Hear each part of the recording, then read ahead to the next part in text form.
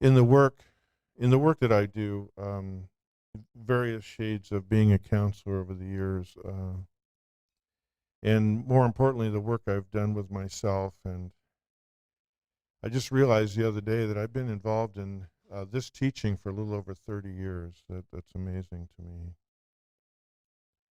and it's been a glorious journey.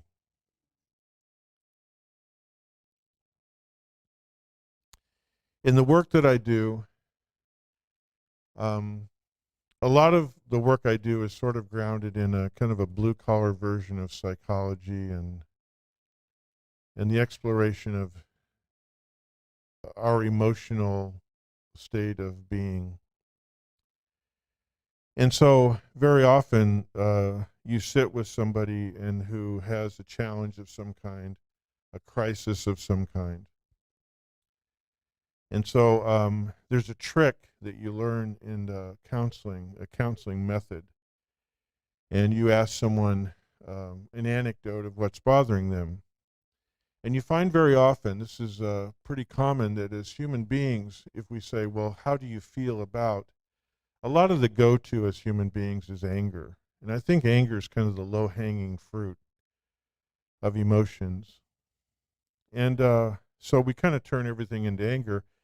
And there's a reason for that, because if we are really uptight and if we're really struggling and someone enters our sphere to have a conversation with us, or if we're kind of unhealthy, our go-to is to kind of push people away. And anger tends to do that. Anger keeps people at an arm's length. Whereas the other emotions, we may say, actually draws people in. And so a counseling trick is, well, tell me what's going on.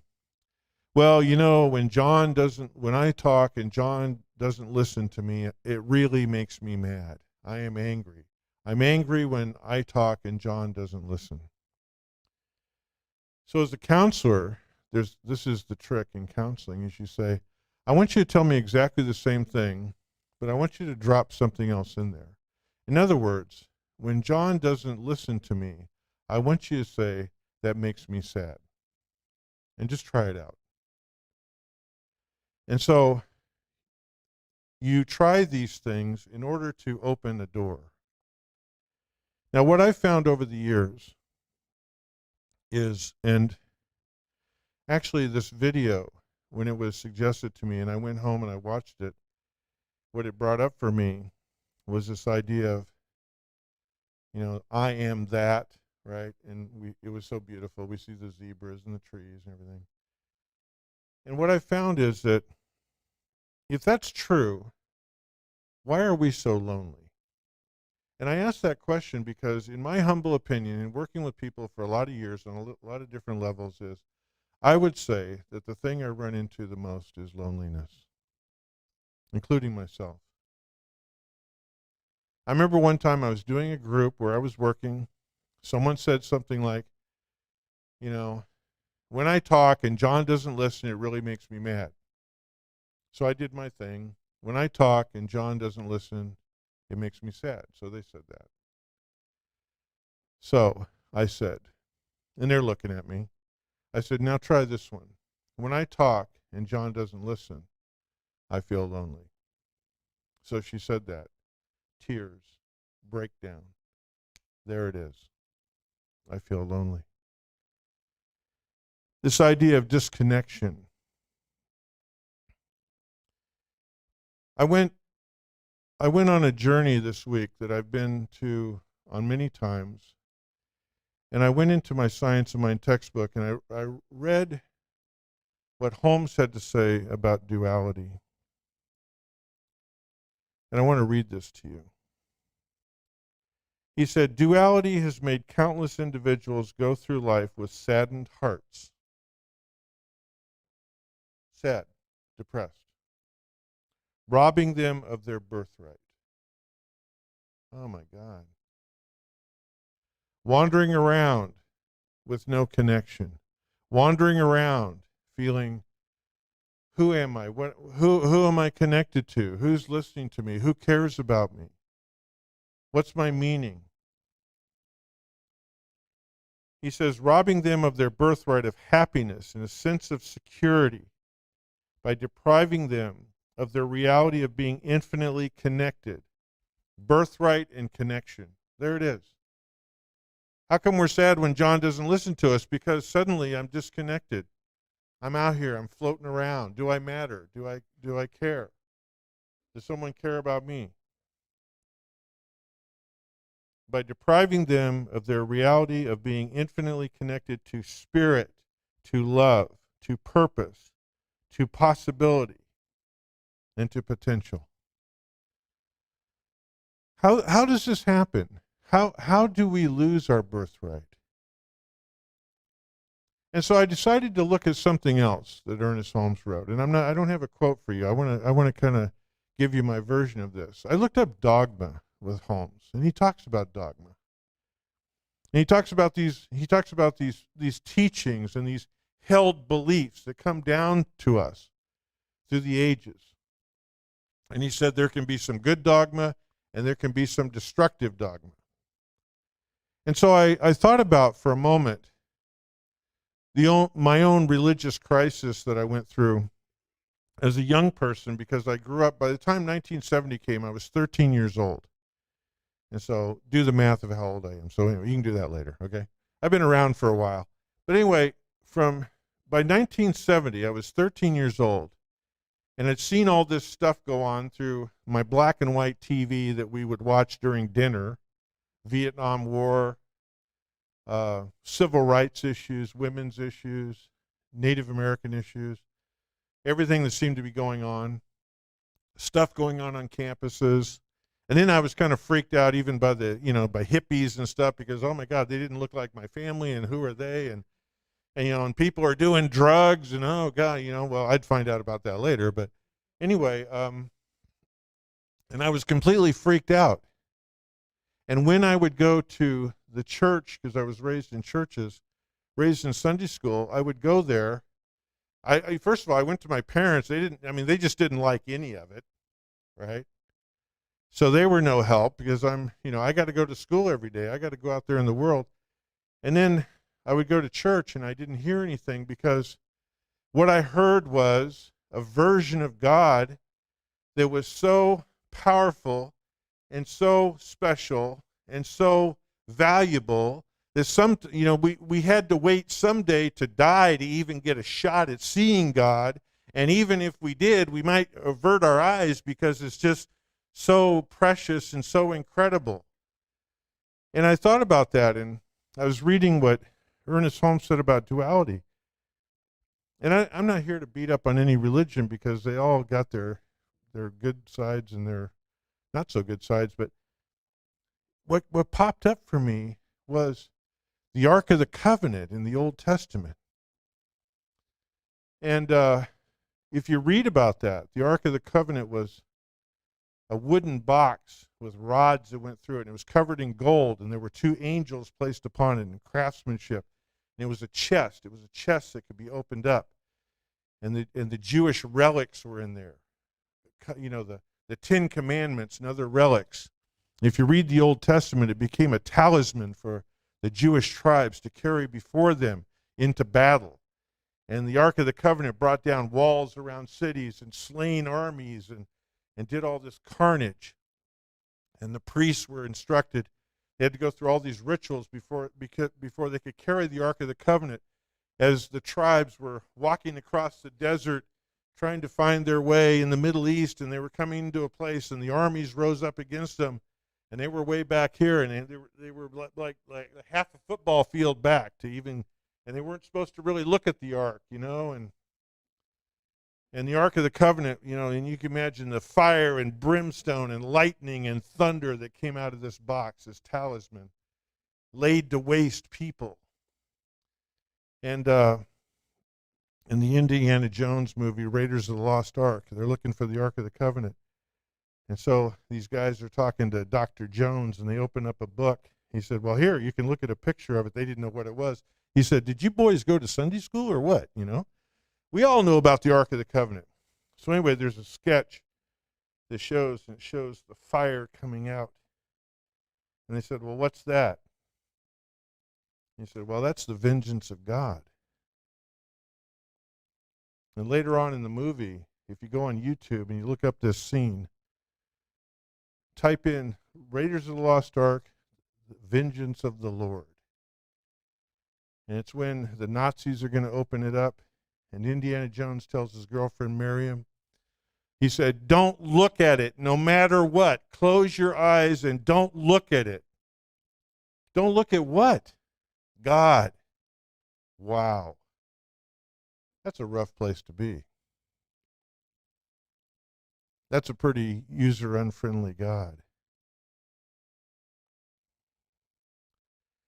So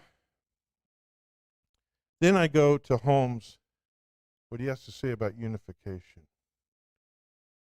He said, unity, we might explain, signifies the union of parts, a result of many drawn together in one perfect harmonious whole. Oneness. One life. By the way, these are all capitalized, signifying God. One life of which we are part. One intelligence which we use. One substance which is brought into manifestation. One principle found in every practical wisdom. I love that. Practical wisdom. I mean, I don't mean any disrespect, but the God I was raised on wasn't practical to me. When I was watching Vietnam, when I was watching all that, what was I supposed to turn to? So I want to tell you a brief story. And I apologize, this is about myself, but I'm not really that narcissistic. But I lived in paradise, and the fire took place, as we all know. And for a while afterwards, I'd say even sometimes now, I struggled. I struggled for about a year. And saying a year is important for something I'm going to tell you in a moment. And I struggled because, as I've said a couple times today, our teaching is a prayer-centric teaching. And our prayers are prayers, we call them affirmative, well, they're called, actually they're called Science of Mind treatments, but I like to think of them as affirmative prayers. Now, why do we say that? Just because we want to sound nice? Like we're affirming the cuteness of a puppy or something. No, affirmative prayers are in alignment with what Holmes is saying. He's saying, I'm going to take you from duality and move you into unity. And I'm affirming that. Now, for a year after the fire, I'm a metaphysician. I'm praying my rear end off. I'm finding people to pray with me. And I'm not getting any traction. My prayers are falling short. During that time, Reverend Edward over in Santa Rosa, who is he's still the leader of CSL, right? Center for Spiritual Living. An amazing Reverend Dr. Edward. Amazing guy. He reached out to me and we had some phone calls, and he would pray with me and stuff. And I was telling him, I was being really honest with him. He said, Andy, I want you to be really honest with me. I said, don't tell me what you want me to hear, and don't get hung up on your title as minister, let me be honest. And I told him, I said, man, I'm not feeling it. I'm not. We go back to what Holmes said. Saddened hearts, robbed from their birthright of happiness. That was me. And so he told me, he said, Andy, you're going to find the right inspiration in the right vehicle. You need to have faith. If it ain't working, it ain't working. But you have to find what it is that turns you on, that triggers something in you. So about a year later, I was here in Chico, and I was sitting in the waiting room of a professional association, waiting to be called back to see somebody. And in the waiting room was all kinds of art from a couple of artists here in Chico, and some of it was for sale and some of it wasn't. It was all different sizes. I sit down, and right across from me is a painting, rather small, on the wall, and it caught my eye. And when I really looked at it, I was repulsed by it at first. And I was repulsed by it because it was a reflection of fire. Maisie, you want to put that up for me? Can you dim the lights? Can you dim the lights, please? This is it. Now, I'm across the room from this. It's a rather, this is huge. But I looked at it, and, here we go. If you're in Chico and you got a fire going up in the woods, there's the ridge, the colors. When you're down here in the valley, you don't really see the flames. You see the smoke. You see the colors. You see everything come up. And to me, this was ash and all the stuff that was going away. Then I got up out of my chair because I could not take my eyes off of it, and I was really becoming sad and angry. I walked up to it, and what is it? It's butterflies. So, and you can't see it very well. They're black, but there are some silver ones in here. And I got a thing for sterling silver, as you can tell. I got up close to it, and I something happened in my heart. And I turned to the woman who's the receptionist, and I said, because it had a little tag next to it, not for sale. I said, can I buy that? And she said, no, obviously it's not for sale, sir. I said, can you get a hold of the artist? She said, the artist works here and back. I said, can you have her come out here? So she came out. I said, would you sell me this painting? It's not for sale. Would you sell it to me? She said, most people don't like it. Why do you want it? That was a really interesting question. This is what came out of my mouth. I said, I found my prayer. You painted my prayer. What? I lived in paradise. And I need to see God. I need to see Creator. I need to see. When I looked at paradise and I went to my I am statement, I could not. I am that. This. I am that. I found my prayer. She still wouldn't sell it to me. So I said, would you take my phone number? And if you decide to sell it. Oh, this is something else, too. She goes, most people don't like it. She goes, in fact, I wasn't even going to hang this up. Why'd you hang it up? I have no idea. Wow. Supernatural, right? Okay. About 2 weeks later, she gave me a call. She said, I'll sell it to you. Gave me a price. And I shot over there so fast. And I have this hanging on the wall in my house. It's in a place where I kind of get dressed every day to go to work. This has become my prayer over the last couple of years. I am that.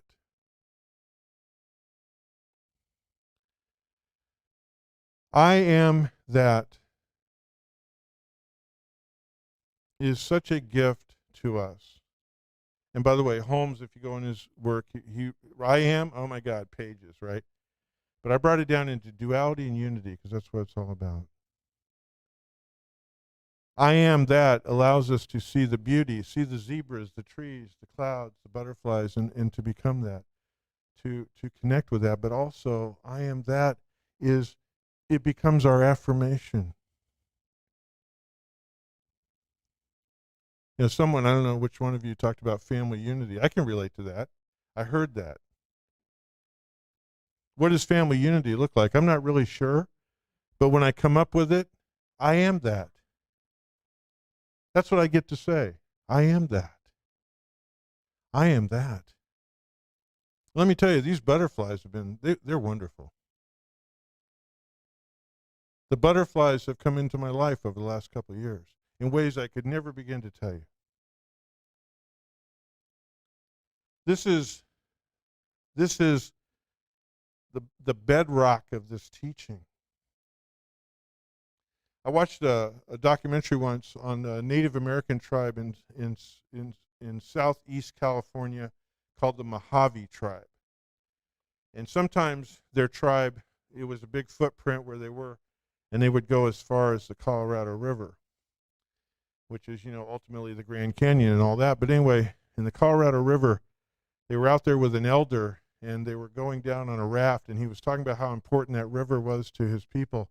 He said, look up there on that ridge. You see those two mountains up there? Those are Grandma and Grandpa right there of my people. And someone said, oh, is that what you call Creator? He said, well, that's Grandma and Grandpa of Creator. It's not Creator.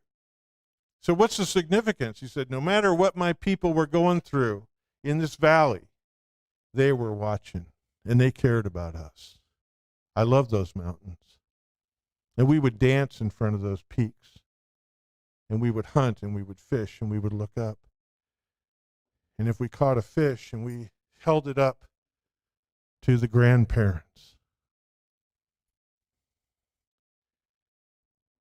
tying the beauty, the connection of this world to our possibility and our potential and our healing, that's what becomes our prayer. Dr. Edward was right. Andy, it'll come to you. It came to me through an artist who didn't even like what she did and didn't know why she painted it and didn't even want to show it, and didn't want to sell it. But I got my hands on it, and this is my prayer. All right. All right, and so it is. Thank you very much. So, okay.